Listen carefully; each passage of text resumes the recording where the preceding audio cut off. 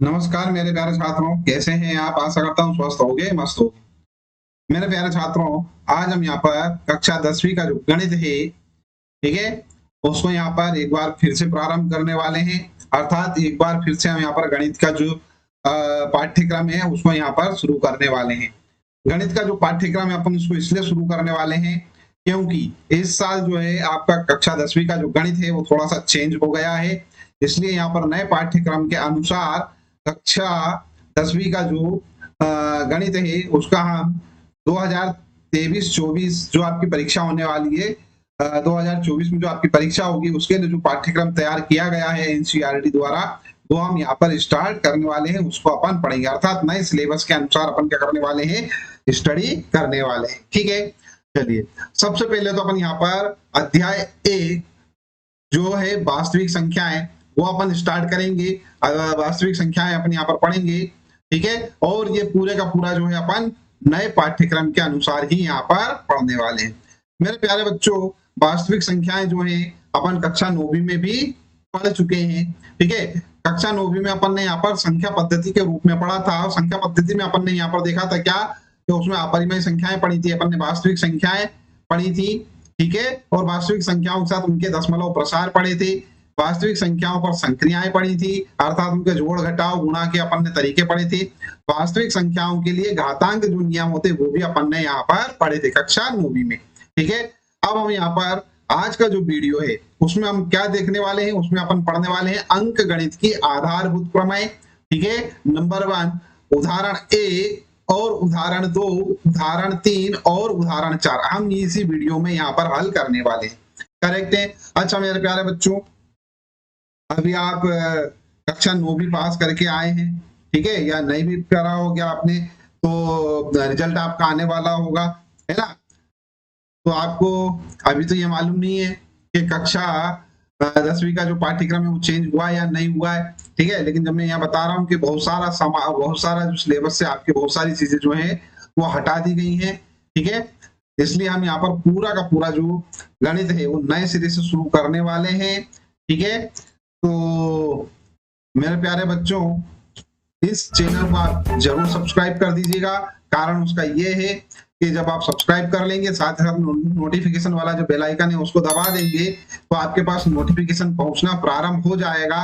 कारण उसका ये है कि नए सिलेबस के अनुसार मैं यहाँ पर पूरा का पूरा गणित यहाँ पर हल करवाने वाला हूँ, और जो भी नया वीडियो मैं अपलोड करूँ उसकी सूचना या उसका नोटिफिकेशन आप तक आसानी से पहुंच सके, आपको उसकी सूचना मिल सके, नोटिफिकेशन मिल सके, इसलिए आपको बेल आइकन प्रेस करना अति आवश्यक है, ठीक है। चलिए अपन स्टार्ट करते हैं। सबसे पहले तो यहाँ पर अंक गणित की आधारभूत प्रमेय, ठीक है। तो अंक गणित की आधारभूत प्रमेय क्या है बच्चों? प्रत्येक भाज्य संख्या, ठीक है, को अभाज्य संख्याओं के गुणनफल के रूप में व्यक्त या गुणनखंडित, व्यक्त करना, गुणनखंडित करना, ठीक है, किया जा सकता है, तथा यह गुणनखंड अभाज्य गुणनखंडों के आने वाले क्रम के बिना अद्वितीय होता है। अब सबसे पहले तो बच्चों ये भाज्य संख्या क्या होती है और अभाज्य संख्या क्या होती है, ठीक है, वो यहाँ पर अपन देख लेते हैं। तो भाज्य संख्या और अभाज्य संख्या क्या होती है? तो बच्चों अभाज्य संख्या अपन बात करें तो अभाज्य संख्या होती है 2, होती है 3, होती है 5, होती है 7, होती है 11, अर्थात ऐसी संख्याएं जिसमें एक और स्वयं के अलावा किसी दूसरी संख्या से भाग ना जा सके, वो सारी संख्याएं क्या कहलाती हैं? अभाज्य संख्याएं कहलाती हैं। करेक्ट है। तो हम यहाँ पर क्या देखें हैं? सबसे पहले अभाज्य संख्याएं, ठीक है, उसके बाद अपन भाज्य संख्याओं की बात करेंगे। यहाँ पर बच्चों मैंने अभी आपको बता ही दिया है कि ऐसी संख्याएं जिसमें एक और स्वयं के अलावा किसी अन्य संख्या से भाग ना जाता हो, ऐसी संख्याएं क्या कहलाती हैं? अभाज्य संख्याएं कहलाती हैं। जैसे यहाँ पर 2, 3 में भी केवल 1 से भाग दे सकते हैं अपन, और 3 से दे सकते हैं, इसके अलावा और कोई संख्या से भाग जाएगा क्या? इसमें नहीं जाएगा। 5 में अपन 1 से भाग दे सकते हैं और 5 से भाग दे सकते हैं, इसके अलावा किसी अन्य संख्या से भाग जाएगा क्या? नहीं जाएगा। यहाँ पर 7 में भी क्या कर सकते हैं? 1 से भाग दे सकते हैं और 7 से भाग दे सकते हैं, इसके अलावा और कोई अन्य संख्या से भाग जाएगा नहीं। 11, इसमें भी अपन ऐसे ही कर सकते हैं। अब यहाँ पर बात करते हैं अपन 4 की। तो देखो बच्चों 4 जो है उसमें 1 से तो भाग जाएगा ही जाएगा, 2 से भी भाग जाता है, ठीक है, और 4 से भी भाग जाता है। मतलब यहाँ पर देखो, यहाँ गुणनखंड कितने बन रहे हैं, 1 और 2। यहाँ पर दो संख्याएं गुणनखंड में आ रही है। यहाँ पर कितनी संख्याएं आ रही है, 1 2, यहाँ पर 1 2, यहाँ पर 1 2। मतलब यहाँ पर जितनी भी संख्याएं हैं, जितनी अभाज्य संख्याओं के जो गुणनखंड होते हैं वो क्या हो सकती है, उसमें 2 गुणनखंड आ सकते हैं। यहाँ पर कितने गुणनखंड आ रहे हैं, 1 2 3, मतलब 2 से अधिक आ रहे हैं, मतलब कम से कम 3 गुणनखंड यहाँ पर होंगे। 6 देख लेते हैं, 6 में किस किस से भाग दे सकते हैं, 1 से भाग दे सकते हैं, है ना, और उसके अलावा 2 से भी भाग दे सकते हैं। ठीक है, ये यहाँ पर बराबर में 4 गुणित लिखा हुआ है, जबकि यहाँ पर अपने को लिखना है भागित वाली संख्याएं। ठीक है, अर्थात 1 से भाग दे पा रहे हैं इसको अपन, 2 से भाग दे पा रहे हैं इसको अपन, और 4 से भाग दे पा रहे हैं। यहाँ पर 1 से, 2 से, 3 से और 6 से। देखो 6 में अपन 1 से भाग देंगे, 6 बार जाएगा। ठीक है, 6 में अपन भाग देंगे 2 से, कितनी बार जाएगा, 3 बार जाएगा, है ना। 6 में अपन भाग देंगे 3 से, कितनी बार जाएगा, 2 बार जाएगा।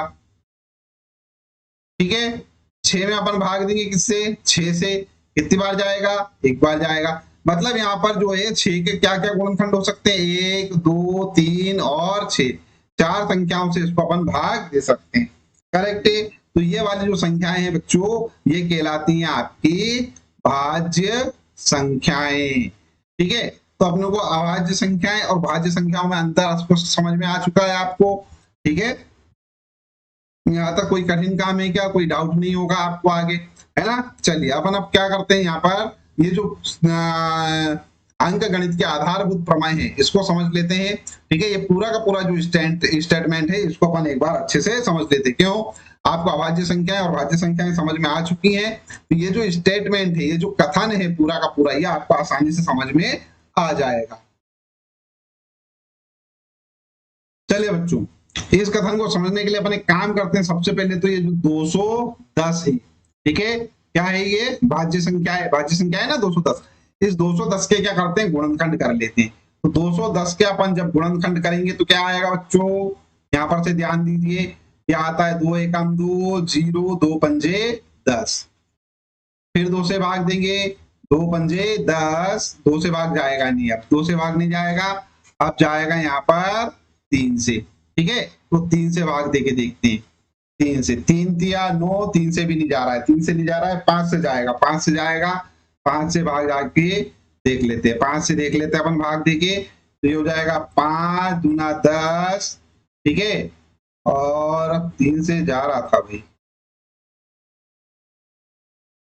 चलिए बच्चों, इसे समझने के लिए अपन एक काम करते हैं, संख्या ले लेते हैं अपन 210। देखो बच्चों, 210 जो है ना एक भाज्य संख्या है। ठीक है, क्योंकि इसमें इस संख्या के अलावा भी बहुत सारी संख्याएं जिससे भाग जा सकता है ना, 2 से जा सकता है और अन्य संख्या से जा सकता है। देखते हैं अपन इसके गुणनखंड अपन निकाल लेते हैं, किसके, 210 के। क्या होगा भैया, सबसे पहले भाग जाएगा 2 एकम 2, भागने जा रहा है उसका 0, 2 पंजे 10। ठीक है, उसके बाद 3 से देखते हैं भाग, 3 तिया 9, 3 पंजे 15। ठीक है, अब 3 से जाएगा क्या, 3 एकम 3 नहीं जाएगा, 5 से देखो, 5 से 5 7 35। ठीक है, फिर 7 से जाएगा, 7 एकम 7। तो इसके जो गुणनखंड आ रहे हैं बच्चों, क्या आ रहे हैं, 2 गुणित 3 गुणित 5 गुणित 7। करेक्ट है, और ये सारे के सारे जो गुणनखंड है बच्चों, ये अभाज्य संख्या, मैंने बता ही दिया था अभी हाल आपको। 2 अभाज्य संख्या है, 3 अभाज्य संख्या है, 5 अभाज्य संख्या है, 7 क्या है, अभाज्य संख्या है। तो वही तो अपने को यहाँ बोल रहा है, क्या बोल रहा है कि प्रत्येक भाज्य संख्या को, ये भाज्य संख्या को, ठीक है, अभाज्य संख्याओं के गुणनफल के रूप में व्यक्त किया जा सकता है। तो अभाज्य संख्याओं के गुणनफल, तो देखो बच्चों, ये अभाज्य संख्याओं के गुणनफल के रूप में व्यक्त किया जा सकता है। यही तो कथन है हमारे पास गणित, अंक गणित का आधारभूत प्रमेय। ठीक है ना। तो क्या कि किसी भी भाज्य संख्या को अभाज्य संख्याओं के गुणनफल में व्यक्त कर सकते हैं। ठीक है, अब इसमें जो अभाज्य गुणनखंड है, ठीक है, आने वाले क्रम के बिना अद्वितीय होता है। मतलब यहाँ पर ये जो मान है, ये इसके मानों को, अर्थात ये जो हमारे पास गुणनखंड है, इनके गुणनखंड के मानों को अगर मान लो अपन क्या करें, किसी भी क्रम में लिख दें, जैसे यहाँ पर लिख देता हूं मैं 3, फिर लिख देता हूं 2, फिर लिख देता हूं 5, फिर लिख देता हूं 7, या फिर मैं इसको इस प्रकार से लिख दूं 3 गुणित 5 गुणित 7 गुणित 2। अर्थात इनका जो क्रम है वो कुछ भी कर दूं मैं, क्रम के बदले बिना, ठीक है। ये क्या होता है, अद्वितीय होता है। मतलब इसमें देखो ये जो संख्याएं हैं, ठीक है, 2 3 5 7 ये संख्याएं आ रही हैं, है ना। अच्छा बच्चों एक चीज और यहाँ पर ध्यान दीजिएगा, इसमें ये जो मान आ रहे हैं ना, इसमें 2 3 5 7, ये जो हमारे पास 210 का गुणनखंड है, इसमें 2 3 5 7 आ रहे हैं, ये इसके गुणनखंड होंगे, ठीक है। इनके अलावा कोई दूसरा अन्य गुणनखंड इसमें आएगा नहीं। करेक्ट है, ठीक है। तो अपन ने कथन यहाँ पर अच्छे से समझ लिया। क्या समझ लिया कि किसी भाज्य संख्या को अभाज्य संख्याओं के गुणनफल के रूप में व्यक्त किया जा सकता है, और यह गुणनखंडन, ठीक है, ये पूरा का पूरा जो भाग है 2 गुणित 3 गुणित 5 गुणित 7, तो यहां से यहां तक का मानिए क्या कहलाता है, गुणनखंडन कहलाता है। तो पूरा का पूरा जो गुणनखंडन है अभाज्य गुणनखंडों के, ठीक है, एक हिस्से को, इसको गुणनखंड बोलते हैं बच्चों। अब ये कितने सारे, 1 2 3 4 गुणनखंड हैं इसके, ठीक है। सारे गुणनखंडों के आने वाले क्रम के बिना क्या होता है, ये अद्वितीय होता है। मतलब क्रम को कुछ भी कर दो, चेंज कर दो, 210 के मान में कोई अंतर पड़ने वाला नहीं है, ठीक है। आशा करता हूं ये आपको अच्छे से समझ में आ गया होगा, ठीक है। चलिए अब अपन यहाँ पर करते हैं उदाहरण नंबर 1 हल, ठीक है। उदाहरण नंबर 1 अपन समझ लेते हैं। दे रखा है संख्याओं 4 की घात n पर विचार कीजिए, जहां n क्या है बच्चों, n है एक प्राकृत संख्या। n प्राकृत संख्या है, मतलब क्या है कि n बराबर 1 है, n बराबर 2 है, n बराबर 3 है, n बराबर 4 है, डेश डेश डेश कुछ भी हो सकता है, 5 6 7 8 9 10 ऐसी संख्याएं जिनका उपयोग अपन गिनने के लिए करते हैं प्राकृत संख्या, ठीक है, प्राकृत संख्याएं हैं। जांच कीजिए कि n का कोई ऐसा मान है जिसके लिए 4 की घात n अंक 0 पर समाप्त होता है। सबसे पहले देखो बच्चों, n का मान जो मैंने बता दिया ये है। अगर मान लो 4 का घात n है, n का मान अगर मान लो 1 कर देते हो तो उत्तर क्या आ जाएगा, हमारे पास 4 आ जाएगा। अगर अपन यहाँ पर n का मान क्या कर देते हैं, 2 रख देते हैं, ये वाला 2 रख दिया, ठीक है, तो क्या हो जाएगा, 4 की घात 2 हो जाएगा, है ना। तो ये कितना हो जाएगा, 4 चौक 16 हो जाएगा। ऐसे ही 4 की घात 3 कर देते हैं, तो ये हो जाएगा बच्चों हमारे पास 16 चौक 64 64, ठीक है। तो इसी प्रकार से क्या होगा, बढ़ते जाएगा, है ना। अब इसके गुणनखंड अगर अपन करते हैं तो क्या आएगा, 2 गुणित 2 आएगा। इसके गुणनखंड अगर अपन करते हैं तो क्या आएगा बच्चों, 2 गुणित 2 गुणित 2 गुणित 2, ठीक है। मतलब क्या आ रहा है, 1 2 3 4, 2 की घात कितना आ रहा है बच्चों, 2 की घात आ रहा है 4, ठीक है। आधी बात समझ में है ना। और ऐसे ही यहाँ पर भी हो जाएगा हमारे पास 16 है, तो ये कितना हो जाएगा, 2 गुणित 2 गुणित 2 गुणित 2, 2 दूनी 4 4 दूनी 8 8 दूनी 16 16 दूना 32 32 दूना 64, ठीक है। 1 2 3 4 5, ठीक है। तो इस प्रकार से हमारे पास कितना आ जाएगा, 2 की घात 6 आ जाएगा। करेक्ट है, आरी बात समझ में है ना। तो अब यहाँ पर थोड़ा सा ध्यान दो, ये तो आपको समझ में आ चुका है ना। अपना मुख्य उद्देश्य ये तो जानना ही था, साथ ही साथ में अब अपने को बात करना है किसके, ये तो 4 की घात n को अपन ने समझ लिया कि किस प्रकार से अपन इसको लिख सकते हैं। अब हम बात करते हैं कि 0 पर समाप्त होगा कि नहीं होगा, है ना। तो अच्छा बच्चों यहाँ पर ध्यान दो कि कोई भी संख्या जो है वो 0 पर समाप्त होती है। जैसे 10 0 पर समाप्त हो रहा है, ठीक है। 20 क्या हो रहा है, 20 भी 0 पर समाप्त हो रहा है। 30 क्या हो रहा है, ये भी 0 पर समाप्त हो रहा है। मतलब जो भी संख्याएं 0 पर समाप्त हो रही हैं उनके अपन गुणनखंड निकाल के देख लेते हैं। तो इसका गुणनखंड क्या होगा बच्चों, 2 गुणित 5। तो इसके गुणनखंडन में क्या आ रहा है, 2 आ रहा है और 5 भी आ रहा है। यहाँ पर देखते हैं 2 गुणित 5, देखो 2 दूनी 4 और 5 चौक 20, टोटल हो गया 20। यहाँ के देखो 2 गुणित 3 है ना, देखो 30 का निकाल लेते गुणनखंड, ये 6 पंजे 30 5, ठीक है ना। 2 गुणित 3 गुणित 5 हो गया। तो देखो बच्चों अपने को एक चीज ये पता पड़ रही कि जो भी 0 से समाप्त हो रही है उसमें 2 आ रहा है और 5 आ रहा है। यहाँ देखो यहाँ 2 आ रहा है 5 आ रहा है, यहाँ आ रहा है 2 आ रहा है, 5 आ रहा है। ऐसे ही ले लेते हैं अपन 35। 35 शून्य पर समाप्त हो रहा है क्या? 35 शून्य पर समाप्त नहीं हो रहा है। ठीक है, इसके गुणनखंड अगर अपन निकालेंगे तो कितना आएगा? 5 गुणित 7, 7 पंजे 35। अब इसके गुणनखंड में क्या है? 5 तो आ रहा है, लेकिन 2 आ रहा है क्या? 2 आ रहा है क्या? 2 नहीं आ रहा है। ठीक है, तो इसका क्या मतलब है? इसका ये मतलब है कि जो भी संख्याएं शून्य पर समाप्त होती हैं उनमें जो गुणनखंड होते हैं उसमें एक तो 2 आता है और एक 5 आता है। मतलब उसके गुणनखंडन में 2 गुणित 5 आना अनिवार्य है। अगर ये नहीं आता है तो संख्या शून्य पर समाप्त नहीं होगी। अब यहाँ पर देखो, मैंने आपको बता ही दिया 4 की घात 1, इसमें 5 आ रहा है क्या? नहीं आ रहा है। यहाँ पर देखो 4 की घात 2, यहाँ पर 5 आ रहा है क्या? नहीं आ रहा है। 4 की घात 3, 5 आ रहा है क्या? नहीं आ रहा है। मतलब इनमें किसी में भी 4 की घात n में इसके जितने भी गुणनखंडन अपन कर रहे हैं उसमें 5 नहीं आ रहा है। कि 2 तो आ रहा है, 2 तो आ रहा है, लेकिन 2 के साथ एक अनिवार्य शर्त क्या है हमारे पास 0 आने के लिए?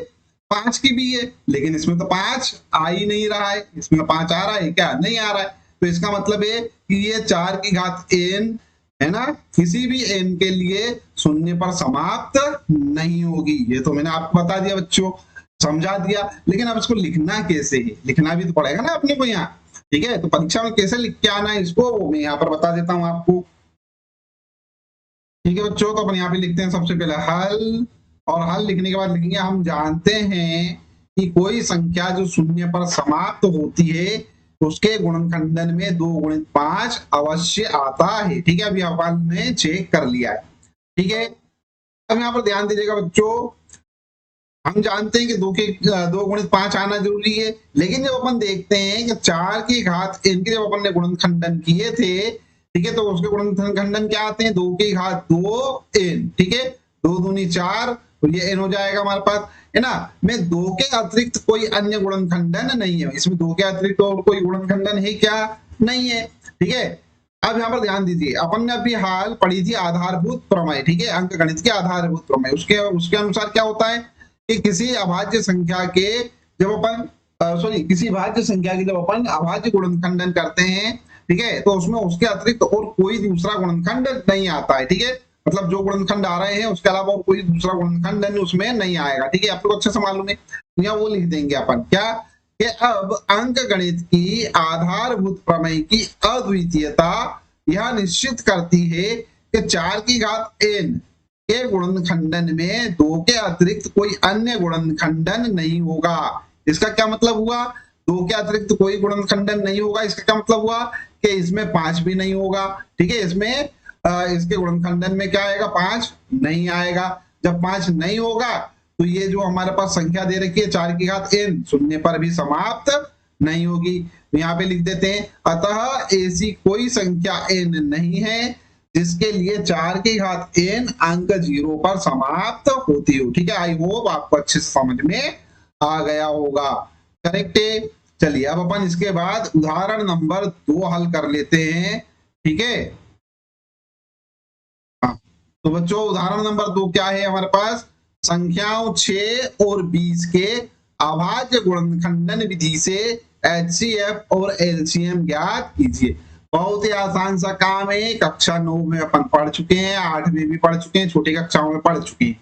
ठीक है, सबसे पहले मैं यहाँ लिखता हूँ हल, और हल लिखने के बाद लिखता हूं मैं यहाँ पर यहाँ क्या हो रहा है बच्चों? यहाँ पर जो 6 है, इस 6 के अपन कर लेते गुणनखंडन। तो 6 के गुणनखंड क्या आएंगे बच्चों? 2 गुणित 3, अपने को अच्छे से मालूम है। उसके बाद करते हैं 20। 20 के गुणनखंड निकाल लेते हैं, लिख लेंगे अपन। 20 के गुणनखंड क्या आएंगे? 2 एकम 2, ये हो गया 0। ठीक है, 2 पंजे 10, फिर क्या आएगा? 5 एकम 5। ठीक है, ये 2 पंजे 10 होना चाहिए, यहाँ 2 लिखना है अपने को।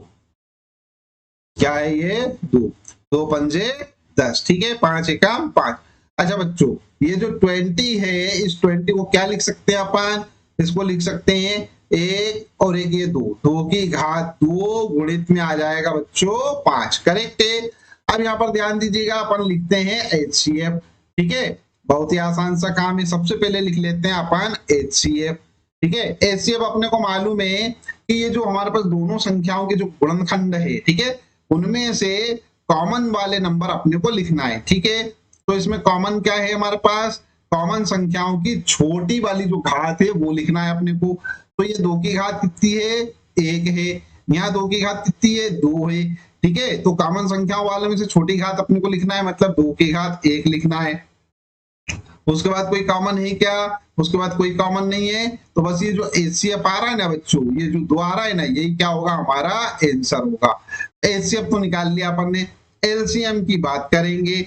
LCM क्या होता है बच्चों, LCM हमारे पास जो होता है कि जो भी कॉमन नंबर है, ठीक है, जो भी कॉमन नंबर है उसकी बड़ी घात लिख देते हैं। तो कॉमन नंबर की बड़ी घात हमारे पास कितनी है, 2 की घात 2।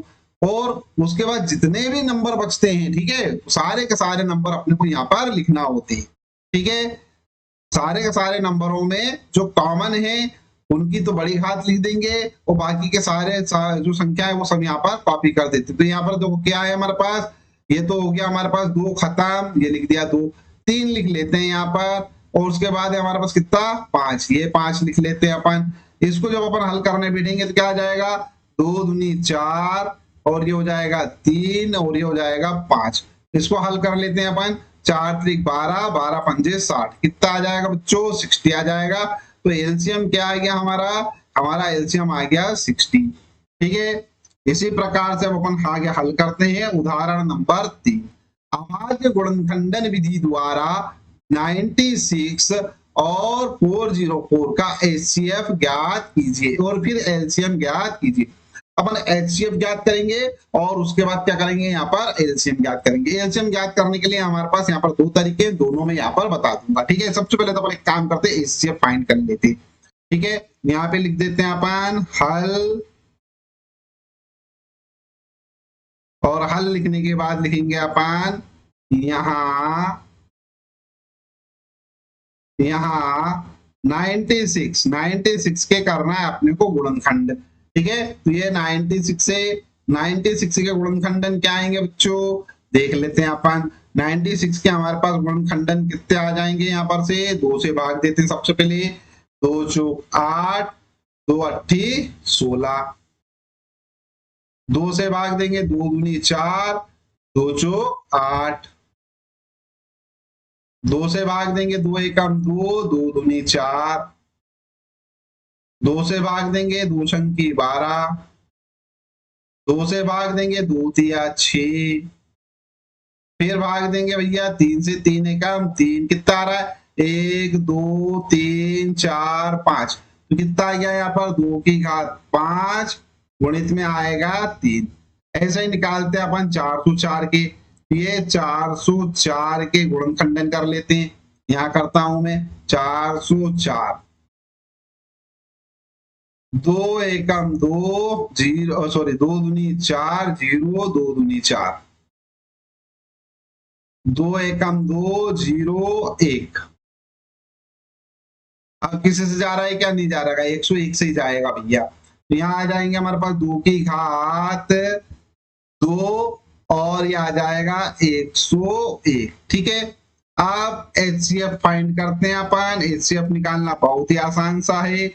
HCF कितना हो जाएगा बच्चों, HCF हो जाएगा जो भी कॉमन नंबर से उनकी छोटी वाली घात। तो यहाँ पर देखो 2 की घात 2 है, यहाँ 2 की घात 5 है, तो यहाँ पर आ जाएगा 2 की घात 2 बराबर में आएगा 4। बाकी और कुछ कॉमन है क्या, नहीं है। जब कॉमन होता तो उसको लिख लेते, है ना। अभी कुछ भी नहीं है कॉमन, तो यही आ गया हमारे पास। HCF आया ये, है ना। LCM की बात करते हैं। LCM में क्या है कि जो भी हमारे पास कॉमन नंबर्स हैं उसकी तो बड़ी घात लिख देते हैं अपन। तो 2 की घात 5 लिख दिया अपन ने, गुणित ये वाला 3 आ जाएगा, गुणित ये वाला 101 आ जाएगा। LCM में बेटा सारे के सारे नंबर लिखते हैं, ठीक है। और सारे नंबरों में कॉमन नंबर वालों में कौन से कॉमन नंबर वाले लिखते हैं, जिनकी घात बड़ी है। तो 2 की घात 2 और 2 की घात 5 में कौन बड़ा है भैया, 2 की घात 5 बड़ा है, तो ये लिख दिया अपन ने। ठीक है, 3 और इसके अलावा और कुछ था ही नहीं, तो ये 3 और 101 यहाँ पर लिख दिया।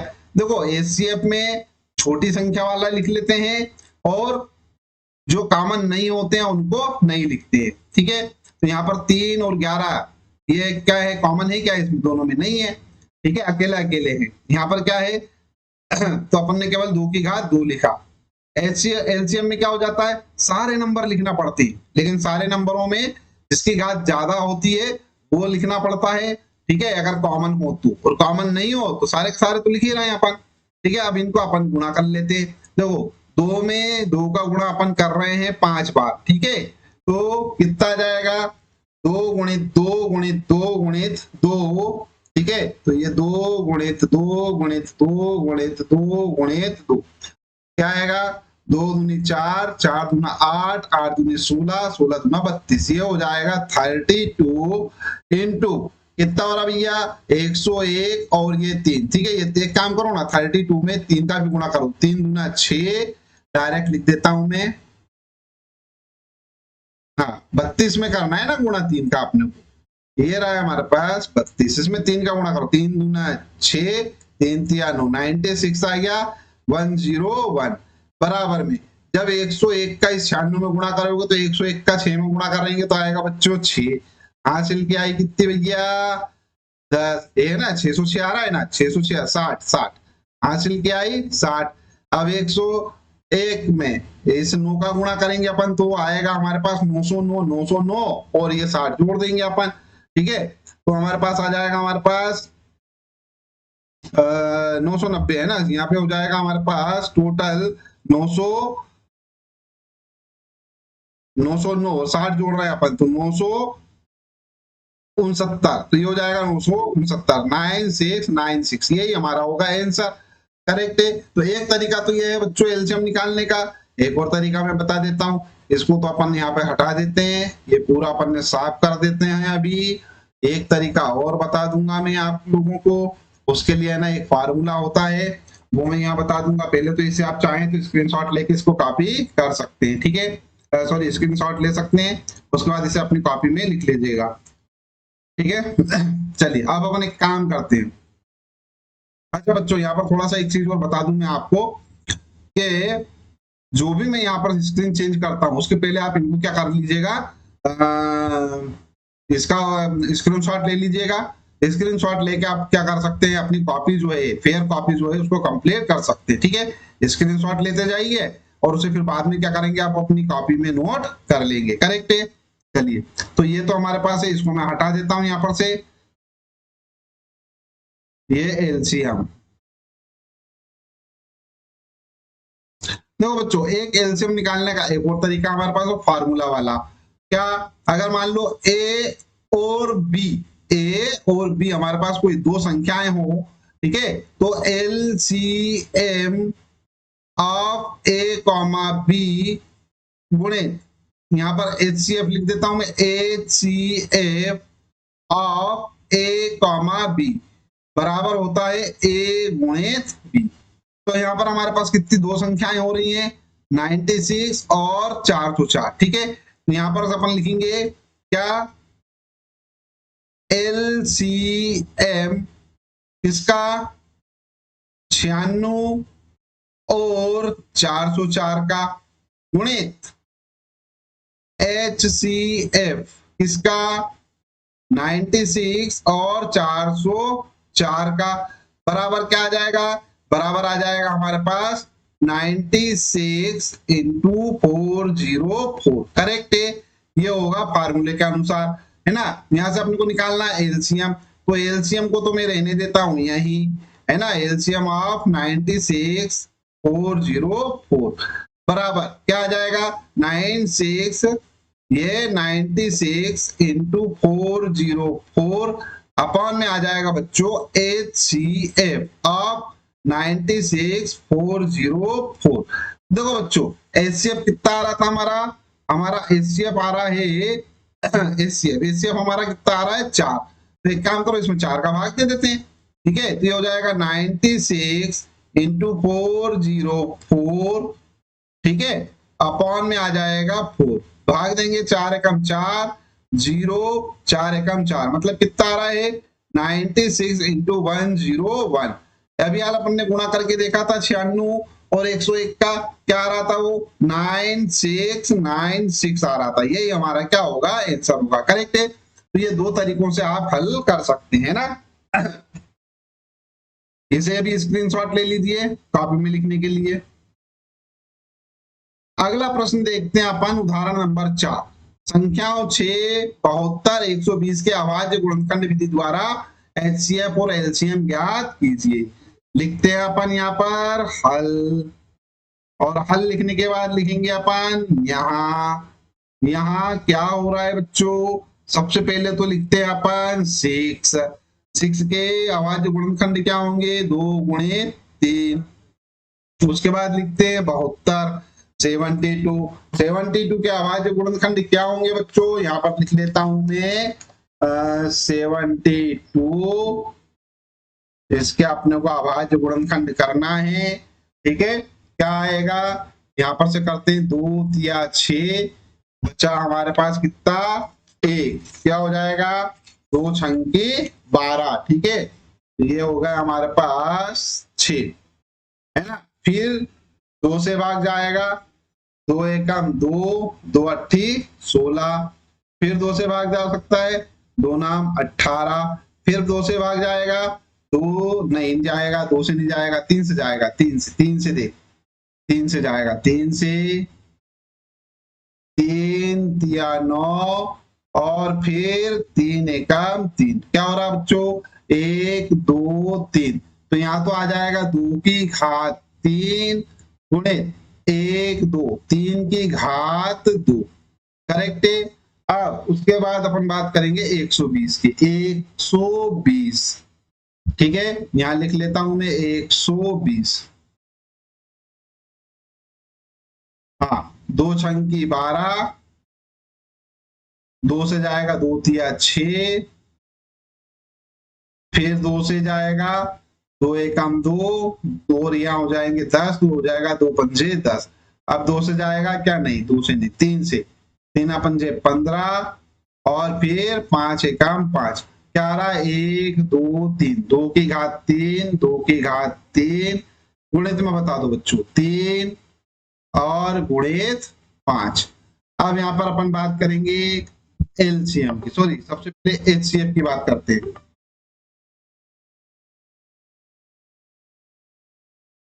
तो एचसीएफ क्या हो जाएगा हमारे पास, कर्सर मेरा बंद हो गया, 1 मिनट रुकेंगे सभी। हाँ तो बच्चों अपने को यहाँ पे सबसे पहले अपन बात करते हैं एचसीएफ की। तो एचसीएफ क्या होता है, कॉमन नंबर्स लिखना है, छोटी घात लिखना है। तो यहाँ पर कॉमन नंबर्स है 2 की घात 3, 2 की घात 3, और यहाँ है 2 की घात 2। ठीक है, तो इनमें छोटी घात वाला कौन है, ये है। ठीक है, तो ये लिख दिया अपन ने 2। उसके बाद कॉमन देखो 3 दिख रहा है, कॉमन ये 3, यहाँ 3, यहाँ 3, सभी जगह 3 है। छोटी घात वाला लिखना है अपने को, तो छोटी घात कौन है हमारे पास, 3 की घात 1। ठीक है, तो ये 3 कितना जाएगा, 3 गुना 6, ये हो गया हमारा पास क्या, एचसीएफ। अब एलसीएम लिखना है, तो एलसीएम मैंने आपको बताया है कि सारे के सारे नंबर लिखना है। सारे के सारे नंबरों में से वो वाले नंबर अपने को लिखना है जो कॉमन होंगे, उनकी बड़ी घात लिखना है। देखो बच्चों सारे नंबर लिखना है, इसका क्या मतलब है, यहाँ पर 2 आ रहा है, 2 सब में, 3 है सब में है, 5 है, 5 सब में तो नहीं है लेकिन 5 है, 5 को लिखना है पड़ेगा अपने को, है ना, क्योंकि अपने को सारे नंबर्स लिखना है। ये जितने भी नंबर दे रखे हैं ना, ये यहाँ से यहाँ तक में, ये सारे नंबर अपने को लिखना है। और इनमें से भी अगर कोई नंबर कॉमन है तो उनमें बड़ी घात वाला लिखना है पहले। तो ये 2 की घात 3 है, 2 की घात 2 है, और ये 2 है, मतलब ये कॉमन है 2, लेकिन इसकी बड़ी घात कौन सी है, 3 है। तो ये वाला नंबर पहले लिखेंगे अपन, 2 की घात 3। ठीक है, उसके बाद 3 है, यहाँ 3 है, यहाँ 3 है, तो 3 सभी जगह आ रहा है ना, 3 कॉमन है। तो इनमें बड़ी घात वाला नंबर कौन सा है भैया, 2 है। ये तो 3 की घात 1 है, ये 3 की घात 1 है, 3 की घात 2 है, तो ये 3 की घात 2 वाला नंबर लिखना पड़ेगा अपने को, गुणित। अब और क्या है, और कुछ नहीं बच रहा है, केवल 5 बच रहा है, तो ये 5 लिख दिए यहाँ पर अपन ने। इन सबको अपन हल करते हैं, तो हो जाएगा भैया 2 गुणित 2 गुणित 2, मतलब 2 दूनी 4, 4 दूना 8, तो ये हो गया 8, और ये हो जाएगा 3 तिया 9, ये हो जाएगा 9। ठीक है, और गुणित में आ जाएगा हमारे पास कितना, 5। सबका गुणा कर देते हैं अपन। ठीक है, 8 नाम 72, और इसका 5 का गुणा करेंगे, 5 दूना 10 की जीरो हासिल किए हमारे पास 8 नाम 72 है ना, 72 5 दूनी 10 हासिल किया 1, ठीक है। 7 अपन 35 और 1 36, ये हो जाएगा हमारे पास 360। उत्तर क्या आएगा बच्चों, आंसर आएगा हमारे पास 360, क्या एलसीएम, ठीक है। अब ये 4 उदाहरण हमारे पास यहाँ थे, चारों उदाहरण मैंने कर दिए हैं। इसके बाद आगे वाला जो वीडियो रहेगा उसमें अपन प्रश्न वाली 1.1 हल करेंगे, करेक्ट है। आई होप अभी तक मैंने जितना भी पढ़ाया है आपको अच्छे से समझ में आ गया होगा। जब समझ में आ गया है तो इस वीडियो को बच्चों लाइक कर दीजिएगा, चैनल सब्सक्राइब ना किया तो चैनल सब्सक्राइब कर लीजिए, साथ ही साथ में नोटिफिकेशन वाला जो बेल आइकन है उसको अवश्य ही प्रेस कर दीजिएगा। और इस वीडियो को अपने फ्रेंड्स के साथ जरूर शेयर कीजिए जो क्लास 10th में स्टडी कर रहे हैं, ठीक है। चलिए वीडियो देखने के लिए धन्यवाद, थैंक यू वेरी मच।